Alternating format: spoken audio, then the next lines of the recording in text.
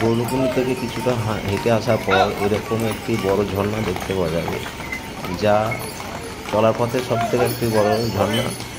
আর চারিদিকে পাহাড়, আর এভাবে দৃশ্য দেখতে দেখতে ঠিক পৌঁছে যাওয়া যাবে। কেউ যাচ্ছে ঘোরাতে, কেউ বা হেঁটে। আমরা ভেবেছিলাম হেঁটেই উঠবো, তাই হেঁটে যাচ্ছিলাম।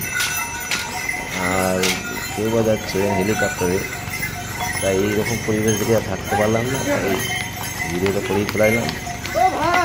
আর যেতে যেতে আপনি দেখতে পাবেন হেলিকপ্টারের ওপর দিয়ে যাচ্ছে, মাথার ওপর দিয়ে।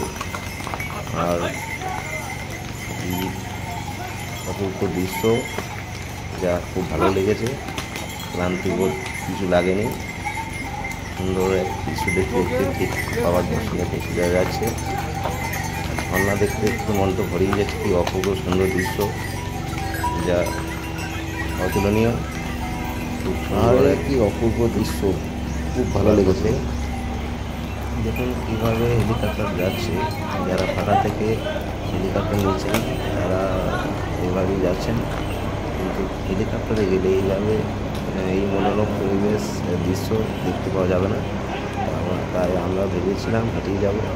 আপনারা চেষ্টা করবেন হেঁটে যাওয়ার, একটু কষ্ট হলেও ঠিক পৌঁছে যাবে।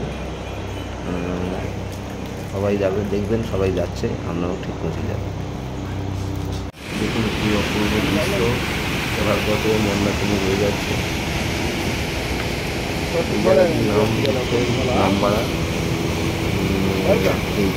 কিছুটা বছর বর্ষার সময় ভেঙে গেছিল, আবার নতুন করে তৈরি হয়েছে।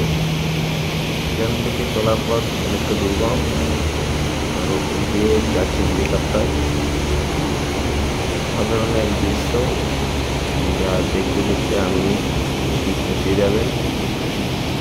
রামপাড়া থেকে কেদারনাথ মন্দির 10 কিলোমিটার।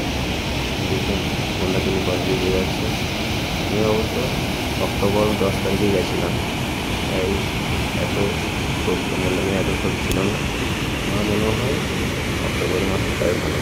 অপূর্ব দৃশ্য দেখুন। আমি অবশ্য পায়ে হেঁটে হেঁটে যাচ্ছি, রাস্তা খুব একটা ভালো নেই, তবু মানুষ দেখে শুনে যাচ্ছে। এই অল্প রাস্তার মধ্যে মানুষ যাচ্ছে, আবার যাচ্ছে ঘোড়া, তাই ঘোড়া থেকে সাবধান। এবং ঘোড়া আসবে, একটু সাইডে দাঁড়িয়ে যাবেন। আমি অবশ্যই একা গেছিলাম, ভেবেছিলাম যতটা সহজ এতটা সহজ নয়, কারণ রামপাড়া থেকে রাস্তা অনেকটা দুর্গম ও উচ্চতার মধ্যে গেছে। যেতে যেতে কত মানুষের সঙ্গে যে পরিচয় হবে, কষ্ট বলে কিছু মনেই হবে না। রাস্তা যেতে যেতে অনেকেও বলবে ঘোরার জন্য, দেখুন ঘোরার জন্য বলছে। আপনারা অবশ্যই ঘোরাতে গেলে গৌরকুণ্ড থেকে কচ্ছি কেটে নিয়ে তবেই যাবেন। এই যে দেখছেন, এখানেই বাবার মন্দির আর চলে এসেছি।